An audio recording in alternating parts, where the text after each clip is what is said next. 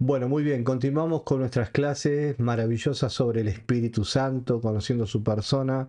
Seguimos con el mismo material, estamos avanzando sobre el Espíritu Santo más de su persona. Estuvimos viendo sobre su personalidad, su propósito, ¿sí? Ahora vamos a ver, bueno, el punto que estuvimos viendo de la personalidad del Espíritu Santo. Recuerdan que vimos el Espíritu Santo siente, es una mente, un intelecto y una voluntad. Ahora vamos a ir el Espíritu Santo más de su persona. ¿Sí? Cuando quiero que entiendan que cuando miramos este material parece redundante. Lo discutíamos un poquito con la gente de multimedia, con los amigos que trabajamos juntos aquí en este programa de trabajo de enseñanza. Es que es necesario ir repitiendo algunos conceptos sobre la personalidad del Espíritu Santo para ir afirmándolas. Entonces, quiero que observen que por ahí el título puede ser diferente, pero coincide con algún atributo que hemos visto antes, pero no deja de ser una forma de alguna manera expandir esta idea, de ver claramente el obrar y la persona del Espíritu Santo en nuestros ministerios, familias y en todos los aspectos de nuestra vida. Así que vamos a continuar con este tema. Hemos visto la clase pasada sobre la personalidad. Ahora vamos a ver más sobre el Espíritu. El Espíritu Santo, entonces, como tercera persona de Trinidad, es aquel a quien el Padre envió para estar con sus hijos. Jesús dijo, cuando venga el consolador, que la palabra consolador en griego es la palabra paracleto, es alguien que está acompañando y está al lado. Y quiero hacer una salvedad. Muchas personas, al ver este texto, mal interpretado por supuesto, han creído que como es consolador, paracleto, alguien que va acompañando a nuestro lado, es una especie de sirviente.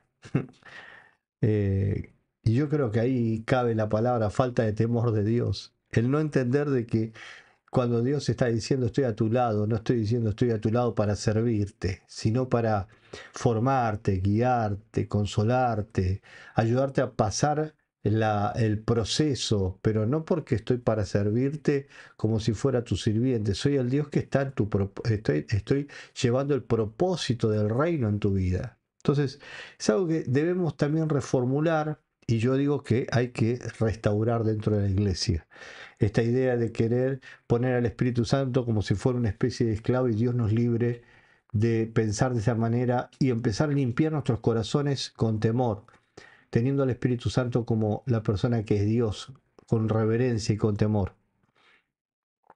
Cuando venga el Consolador, a quien yo enviaré del Padre, el Espíritu de verdad, el cual procede del Padre, Él dará testimonio acerca de mí. Fíjense, ¿no? El Espíritu Santo, en este caso, traerá una obra no solamente de acompañamiento, de dirección, sino de revelación de quién es Jesús, del carácter, de su persona, de su manera de pensar y de funcionar. El Espíritu Santo no es entonces un objeto lejano, una presencia que no se puede percibir, es alguien que fácilmente puede ser identificado, alguien con quien podemos relacionarnos, asociarnos, y siendo que Él es Dios, tiene la naturaleza de Dios y por tanto posee características que le identifican como persona. Vamos a seguir mirando el tema de la persona del Espíritu. Pero aquí hay algo importante en esta introducción, la idea de poder ser personas que lo identifiquemos al Espíritu Santo y que lo sintamos. Una vez escuché una frase que me gustó mucho. Todos sabemos cuando el Espíritu Santo visita una reunión, pero muy pocos son sensibles al saber cuándo se empezó a retirar. ¿Qué quiere decir esta frase? Frase que quizás los evangélicos, la iglesia cristiana contemporánea, debería revisar, porque somos personas que buscamos continuamente el impacto de su presencia, una reunión llena de su unción. Pero cuando esto sucede, cuando finalmente Dios en su misericordia decide visitarnos, hay una cuestión en la mayoría de los seres humanos, en todos nosotros. la normalización de los hechos. Creer que es normal, que es común, que debería ser así, que por qué tendría que cambiar. Y entonces empezamos a vivir una vida sin sensibilidad al hecho de que Dios está habitando con nosotros. Cuando Dios empieza a habitar con una persona, con una familia, con un ministerio, cuando Dios habita y revela su gloria, su presencia, nosotros debemos estar tan sensibles como para no perder esa presencia. Los avivamientos a nivel histórico, de hecho hay una parte de esta materia donde hablaremos de avivamiento, a nivel histórico los avivamientos están basados en personas muy sensibles, en hombres de Dios que, que, que buscaron con sensibilidad, con quebrantamiento, con humildad, humillación, la presencia de Dios. Y cuando vino la presencia de Dios a sus ministerios, a sus ciudades y a naciones, vemos, de hecho, creo que ustedes por ahí deben tener muchos de ustedes acceso a un libro que tiene como 3 tomos que se llama Generales de Dios. Esos libros son muy recomendables para aquellos que están hambrientos por el Espíritu Santo, por la presencia de Dios. Pero en esos libros usted tiene algo, el autor se encargó de plasmar historias de hombres que Dios usó tremendamente, que comenzaron muy bien, pero lamentablemente la mayoría terminó mal. Terminaron en pecado, terminaron en rebeldía, terminaron en herejías, etcétera. ¿Por qué pasaba esto? Porque en la mayoría de los casos todo comenzaba con una humillación extrema, con una entrega absoluta, pero terminaba todo como en una especie de normalización de la presencia de Dios y finalmente institucionalizar aquello que un día había venido por el Espíritu. Como dice Gálatas, comenzando por la carne, se terminó en el Espíritu. Perdón, comenzando en el Espíritu, se terminó en la carne. Esta sería la revelación de Gálatas, ¿no? Ustedes comenzaron en el Espíritu muy bien, terminaron en la carne. Esto es parte de una conducta, parece que se repite a lo largo de la historia. Comenzar con todo y terminar con nada. Esto es algo que nosotros deberíamos revisar si queremos recuperar esta verdad, en esta idea de la restauración, reforma espiritual que estamos creyendo Dios quiere traer a un remanente que es su iglesia, la que está preparándose para el regreso de Cristo. Bueno, dicho esto, vamos a seguir con el tema del Espíritu Santo más de su persona. Su personalidad, el Espíritu Santo es benigno. Fíjense, él no le controla a usted forzadamente, sino que con benignidad le guía, le habla, le causa tristeza cuando haya hecho algo mal, le devuelve al camino recto. ¿No ha sentido que, y no hablamos de pecados groseros, de inmoralidad, de robo, de orgullo, de maltrato? Estamos hablando de momentos donde quizás hablaste una palabra de más, fuiste al lugar donde no debías estar, estás en un lugar donde no deberías estar, y quizás no es un lugar inmoral ni nada, pero el Espíritu Santo te dice no, te incomoda, te hace sentir triste por momentos en alguna atmósfera. Nosotros a esa voz, por esta normalización, esta autogestión, esta autodeterminación, la hemos empezado a callar. Hemos dicho, no, no, yo lo voy a hacer a mi manera. Y nos hemos dejado de escuchar esa voz que te dirige a través de estas sensibles sensaciones. ¿Van entendiendo? El Espíritu Santo puede estar contristado, no lo ignore, no le ignore usted a causa de que Él es manso y apacible. Claro, acá esto es fundamental, como el Espíritu Santo no te está obligando, te está haciendo sentir sensiblemente. ¿Recuerdan el profeta Elías cuando estaba en el monte? Vio una tormenta, vio el fuego, vio el terremoto, dijo, no, acá no está Dios. Pero cuando sintió un silbido apacible, se tapó con su manto y dijo, acá está Dios, porque el profeta conoce al Espíritu. sabe que el Espíritu Santo no viene agresivamente, el Espíritu Santo se mueve delicadamente en nuestra conciencia, es una voz que habla, que dirige, es una conciencia interna. Debo decir que en el Edén Dios hablaba al hombre, no externamente, sino que la voz de Dios estaba en Adán. Por eso cuando Adán peca, la palabra de Dios nos dice que el Espíritu Santo habló en el Edén: Adán, ¿dónde estás? Pero no porque Dios no supiera dónde está Adán, porque Dios es omnipresente, Él sabe dónde está Adán, estaba escondido entre los arbustos. La pregunta era una pregunta existencial: ¿por qué no estoy dentro de Adán? Si la voz estaba dentro tuyo, Adán, ¿por qué estoy afuera? Y Adán por primera vez escuchó la voz desde afuera y dijo: tuve vergüenza. Y desde ahí, desde la caída del Edén, el hombre se acostumbró a vivir una vida donde lo que se escucha desde afuera. A callar la voz de la conciencia, empezar a buscar voces externas. Y eso podría ser hasta lógico cuando no conocíamos a Cristo. Pero cuando Cristo vino a nuestra vida y se reveló como Salvador y ahora somos una nueva naturaleza, el Espíritu Santo vuelve a habitar dentro del hombre. Y ahora el Espíritu Santo quiere volver a hablar dentro del hombre. Sensibilizarte para escucharlo, no ignorarlo. Pero claro, nos es más fácil que un profeta venga y nos diga algo, así dice el Señor, y empezar a decir: bueno, quiero buscar profetas que me hablen externamente, a escuchar la voz, a ejercitar, escuchar la voz interna. ¿Están entendiendo? Volver a escuchar el Espíritu Santo, volver a tener la voz interna trabajando dentro nuestro. Esta es una tarea fundamental en esta temporada. Él alumbrará el entendimiento de usted para que pueda entender las Escrituras. Cuando se encuentre en confusión de qué es lo justo, Él le ayudará quitándole las nubes de confusión si es que usted le escucha atentamente. Y a veces enviará otros hijos para ayudarle y es necesario que usted sea humilde para escucharlos. El Espíritu Santo le guiará a usted para que distinga entre la sana doctrina, la falsa doctrina. Él le ayudará a encontrar la iglesia que se compone de un cuerpo de cristianos cuya cabeza es Cristo Jesús.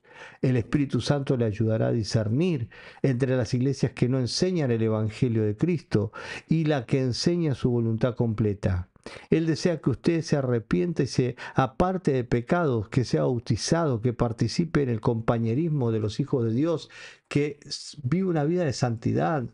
Y esa es una obra interna de convicción, de una voz que va guiando, que como dice aquí en esta parte sobre su personalidad, va identificando a Cristo en nuestra forma de funcionar, de pensar y de actuar.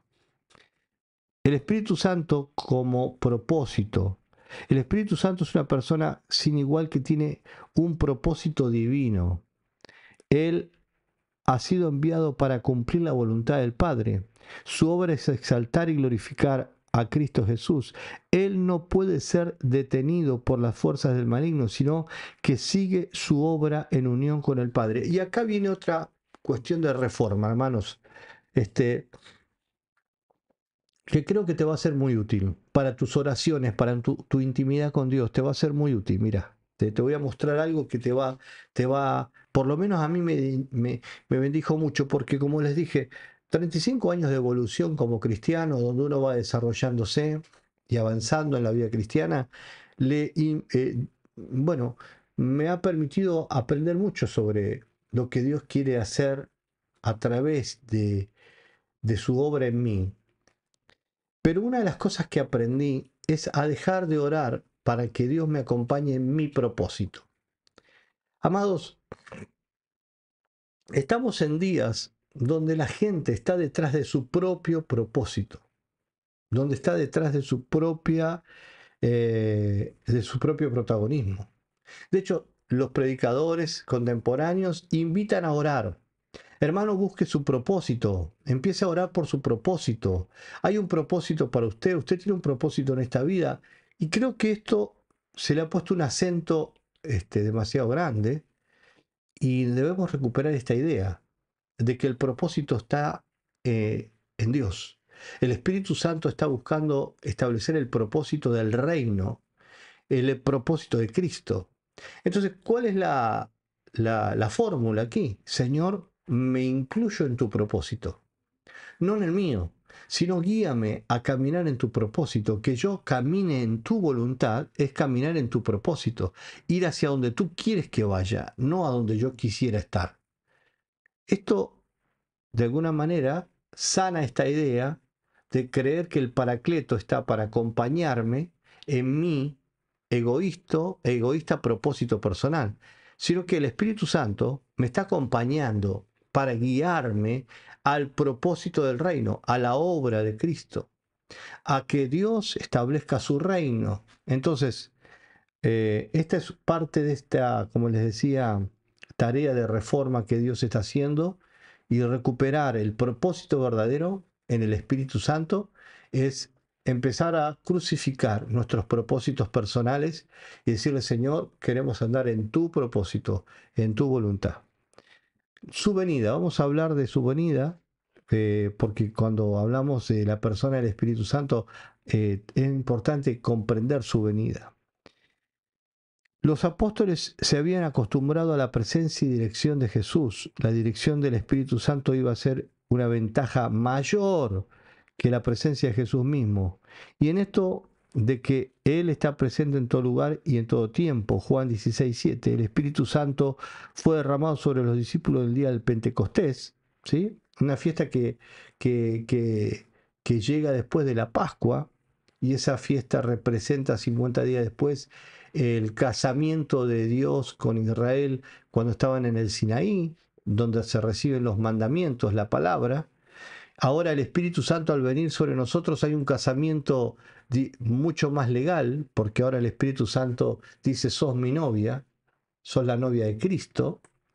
¿Y cuál es el sello de Dios? Poner la palabra no solamente en libros, sino ahora ponerla acá en el corazón. Dice la palabra que Él, la palabra de Dios en Isaías dice que Él pondría la palabra del hombre en el corazón. O sea que cuando el Espíritu Santo viene sobre una vida, la palabra viene al corazón.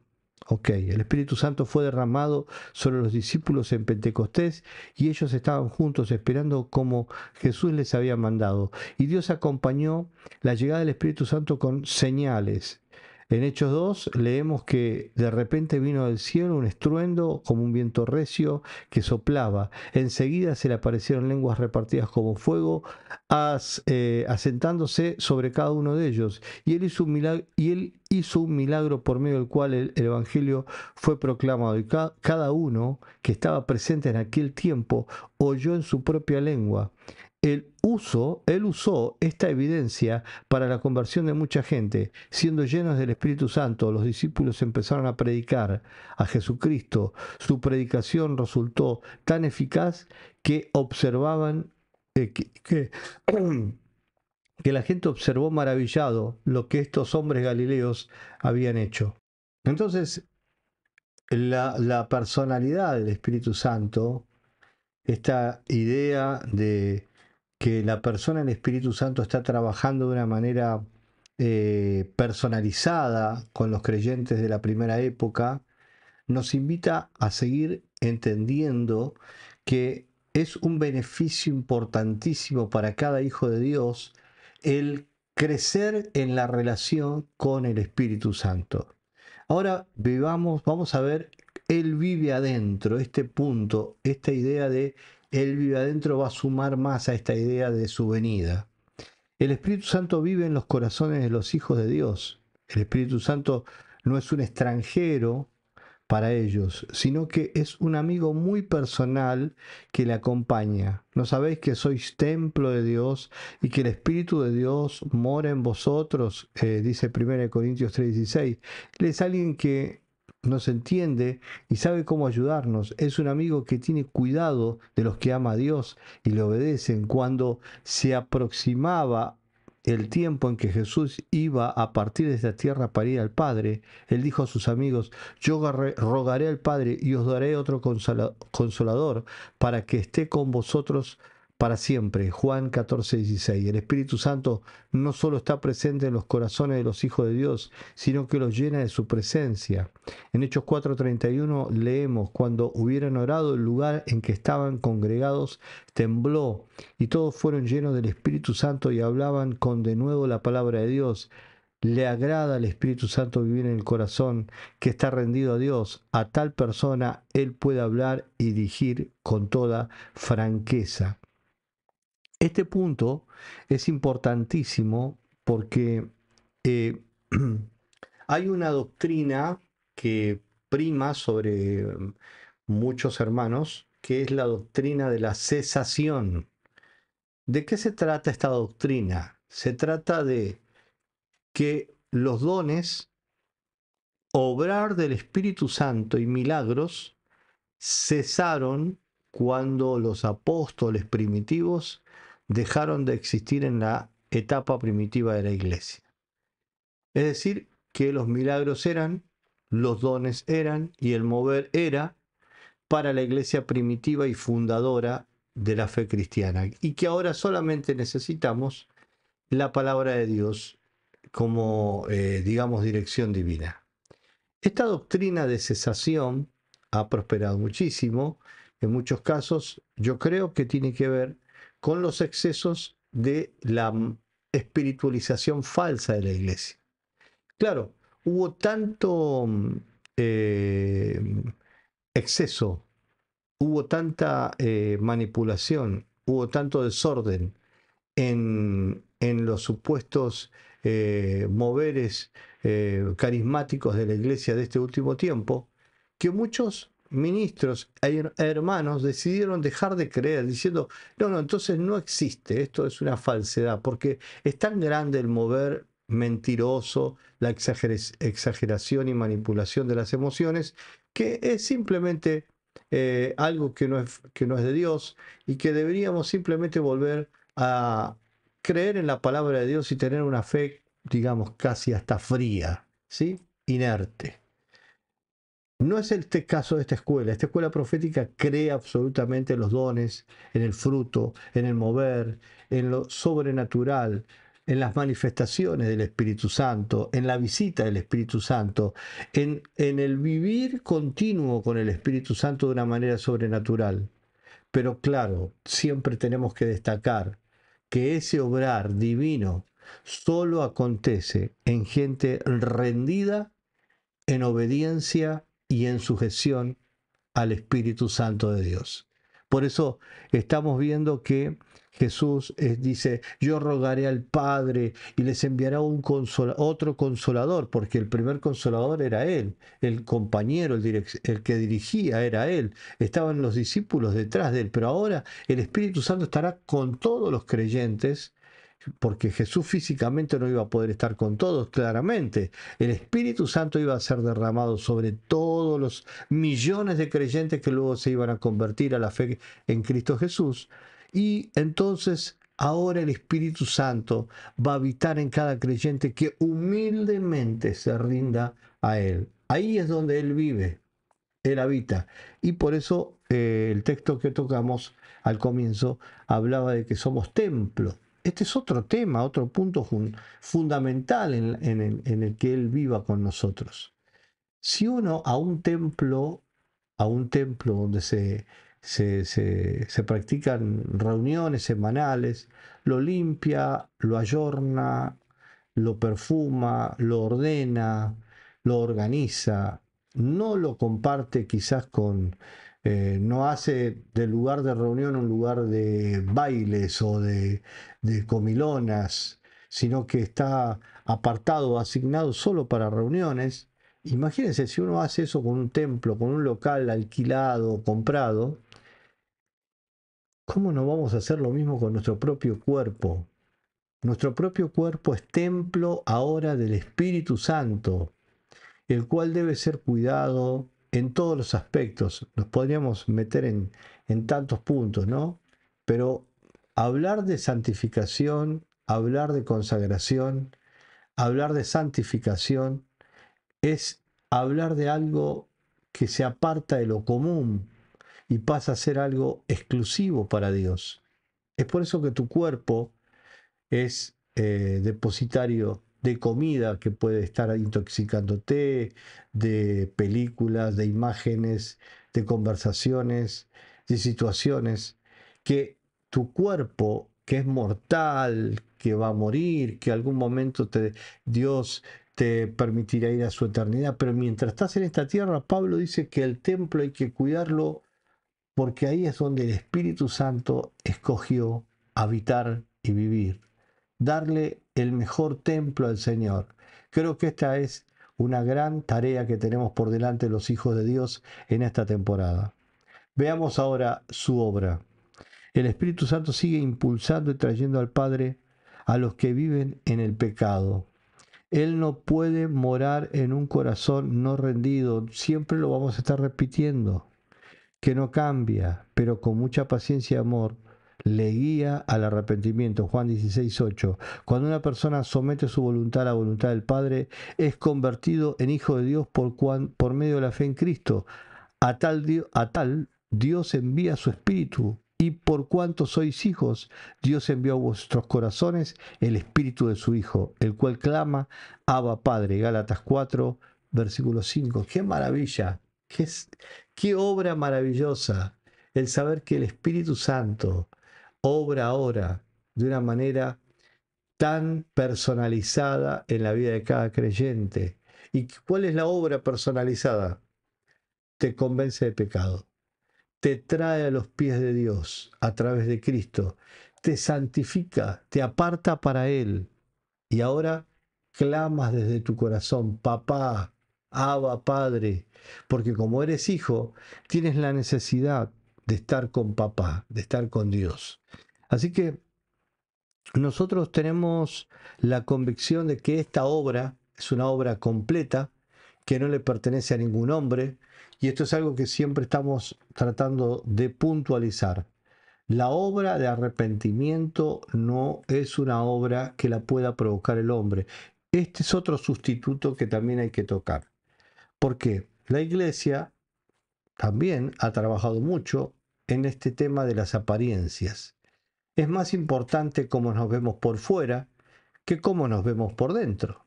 Entonces hemos dado un acento muy grande al hecho de que lo importante son las apariencias, pero no importa la rapacidad que haya en el corazón. Aquí es donde el Espíritu Santo está obrando, diciendo, mi obra es interna, mi obra no es externa. Lo externo es simplemente el resultado de lo que pasa por dentro. Así que lo que veas por fuera simplemente es el reflejo de lo que pasa por dentro. Es como dicen los hebreos, el nefesh.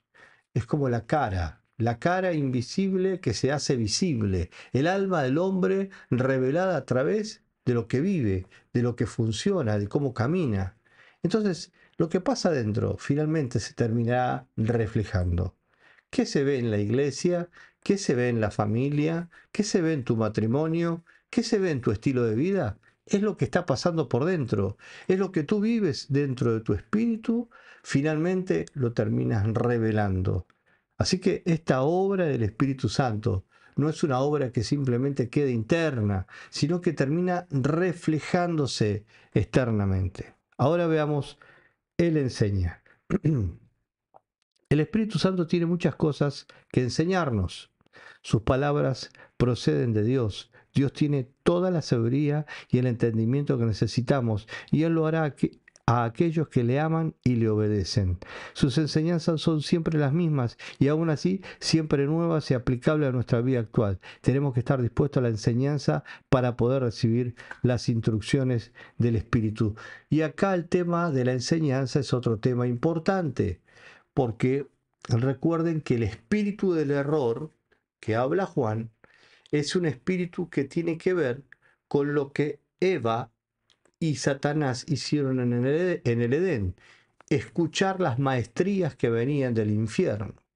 Así como Satanás tenía mentiras para enseñar, y recuerden que las mentiras tienen una capacidad, dicen 99% de verdad y una mentira que contamina a todos. En los años 90 hubo un avivamiento en la Argentina maravilloso y un predicador que Dios usó con un mensaje muy lindo, que Dios, creo yo, impactó a muchos jóvenes en esa época, incluyéndome, que fue un mensaje de santidad. Este mensaje, este predicador era Sergio Cataglini,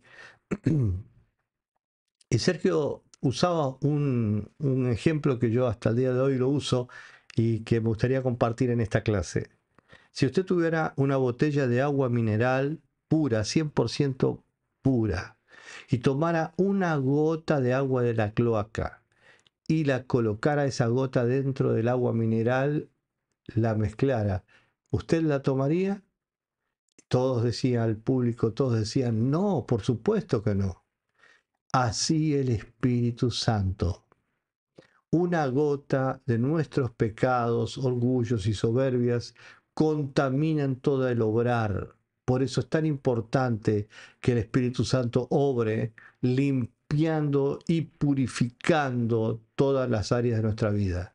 Porque una gota contamina todo lo que podríamos haber quizás logrado. Por eso es tan importante comprender que el obrar del Espíritu Santo no tiene que ver simplemente con eh, tengo ganas de ir a la iglesia. No, no, no. El obrar del Espíritu Santo es apartar a un hombre, una mujer, para el uso exclusivo de Dios. Dios lo toma para sí. Y esa es una obra maravillosa. ¿Sí? ¿Qué hace el Espíritu Santo? Da poder. Veamos otro punto. El Espíritu Santo es el poder que nos da la facultad de vencer al diablo, al adversario del alma. Sin este poder estaríamos sin fuerza ante el enemigo. El Espíritu Santo nos ayuda en nuestra debilidad, Romanos 8:26. Si usted no es hijo renacido de Dios, ha notado que hay un poder más fuerte que usted mismo y que éste gobierna sus pensamientos y hechos. Satanás es el príncipe malo, arrepiéntase usted de sus pecados, crea en Jesús para que Él lo limpie de todo corazón, para que Él limpie su vida, toda su maldad, porque las armas de nuestra milicia no son carnales, sino poderosas en Dios para la destrucción de fortalezas, derribando argumentos y toda alta voz que se levanta contra el conocimiento de Dios y llevando cautivo todo pensamiento a la obediencia de Cristo, 2 Corintios 10:4. Mi tarea al comienzo del ministerio fue una tarea de evangelista. Eh, Trabajé mucho tiempo en el área de la evangelización y también en campañas evangelísticas. En los años 90, en ese avivamiento que les contaba, fue algo maravilloso ver los milagros y maravillas. Pero una de las tareas más quizás relevantes de esas campañas fue el trabajo de liberación. Había mucha actividad de liberación, porque donde está el Espíritu del Señor hay libertad.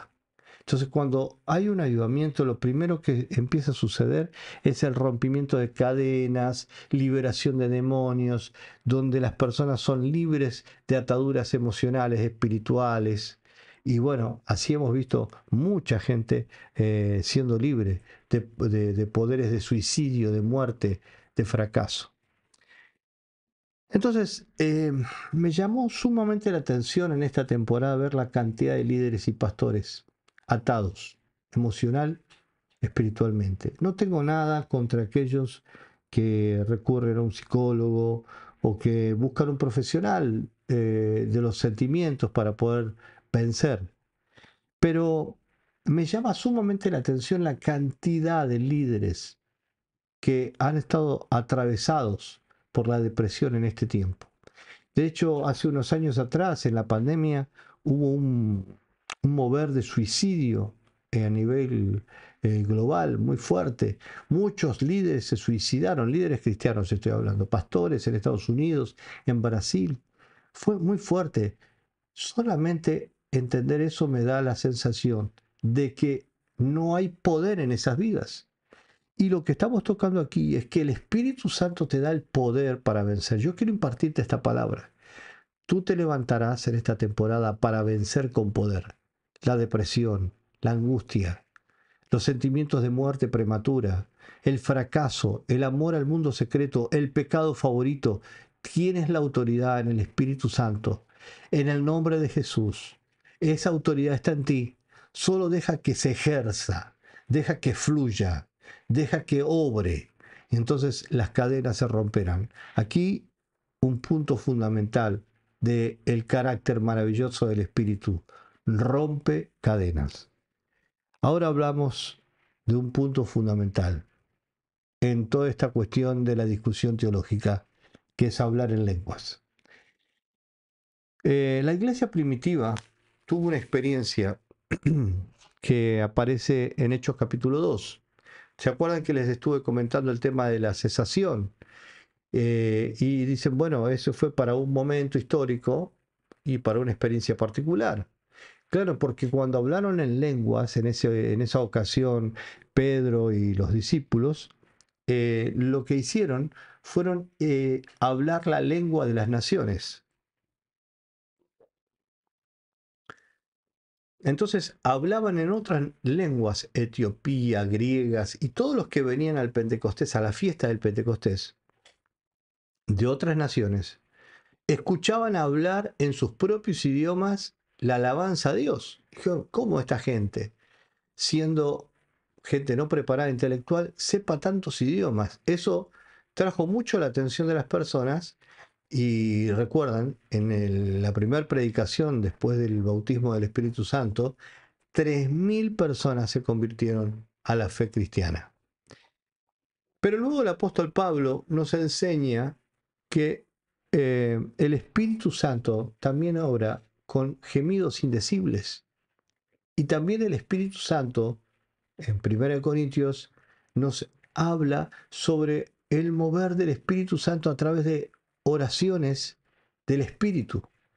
El hablar en lenguas, como puede entender en el segundo capítulo de Hechos, tuvo lugar cuando los apóstoles hablaron a personas distintas de nacionalidades reunidas en Jerusalén en aquel tiempo. Este fue un don del Espíritu Santo dado para la necesidad de ese momento. El Espíritu Santo ha dado el don de hablar en lenguas mencionadas en 1 Corintios 14. Este nunca conduce a la confusión, sino que aclara y edifica. El apóstol Pablo exhorta, hágase todo para edificación. En Corintios 14, 26, el Espíritu Santo de Dios siempre habla para ser entendido. Él conduce a la plena luz. El apóstol Pablo amonesta a la iglesia: si no hay intérprete, calle en la iglesia. ¿Por qué está hablando Pablo de esto? Porque la iglesia de Corintios estaba sufriendo lo que la iglesia contemporánea también sufre, ¿sí? Una cuestión de manipulación emocional, muchas veces desorden, pero es poca edificación espiritual. Yo soy una persona que cuando oro permito que el Espíritu Santo fluya con palabras indecibles, con gemidos, cuando oro con lenguas inentendibles a mi entendimiento humano. Pero también oro mucho en mi lenguaje castellano, profetizo desde lo que el Espíritu Santo pone en mi corazón cuando estoy orando y estoy buscando glorificar a Dios a través de mi oración. El hablar en lenguas edifica el espíritu. Pablo dice que no sabemos orar como conviene, pero el Espíritu Santo pone gemidos indecibles dentro del hombre. Y a veces una oración, un gemido en la presencia de Dios, un balbuceo que quizás no tenga sentido, está hablando mucho más que 1000 palabras. Pero Pablo dice que en la congregación debe haber un orden, con lo cual debería haber un equilibrio y un balance en la administración de estos dones espirituales. Pero nosotros queremos detallar que hablar en lenguas es parte de una función espiritual que debemos seguir desarrollando dentro de la iglesia en este tiempo. Una función que la iglesia, quizás en esta cuestión de la cesación, como les contaba, muchos en el desorden, muchos viendo tantos excesos, dijeron, no, mejor ni hablemos en lengua, dejemos todo así porque esto tiende ya hasta lo ridículo, lo desordenado. Pero no, mis amigos, debemos encontrar un equilibrio apostólico y profético que bendiga nuestras vidas, ministerios, familias, y que pueda dejar al creyente, en este caso ustedes y a los que estamos en este lado, seguir orando en el Espíritu. A veces con gemidos indecibles, a veces con balbuceos, con palabras que no están dentro de la razón, de un idioma de esta tierra, pero que fluyen desde nuestro espíritu para poder conectarse con el Espíritu de Dios. Como dice el salmista, un espíritu llama a otro espíritu, un abismo llama a otro abismo a la voz de sus cascadas. Vamos a seguir hablando de el hablar en lenguas, pero creo que esto está dando bastante comprensión de este asunto. Y finalmente, para terminar esta clase, el Espíritu Santo nos da la vida eterna. Dios desea darle a usted su espíritu hoy. Dios dará su espíritu a aquellos que verdaderamente se arrepientan y confiesan pecado. Le dará ánimo para que pueda trabajar por Dios. Le dará dones que aumentarán si usted permanece humilde. Dios nunca da el espíritu a ninguno que deliberadamente desobedece la palabra de Dios. Si el Espíritu Santo mora en nuestros corazones, Él nos dará la entrada a la ciudad eterna, a la gloria. Solamente aquellos que en quienes se encuentra el Espíritu Santo tendrán permiso de entrar en ese descanso de vida eterna. Amados, para culminar esta clase maravillosa sobre el Espíritu, a quien estamos entendiendo más, te está dando este punto, la revelación de que para entrar a la eternidad, para habitar con Dios por siempre, debes tener una vida llena, fluida y conectada al Espíritu Santo. Es decir, una vida completamente tomada por Él. Porque lo que va a entrar a la eternidad no tiene que ver con carne ni humanidad.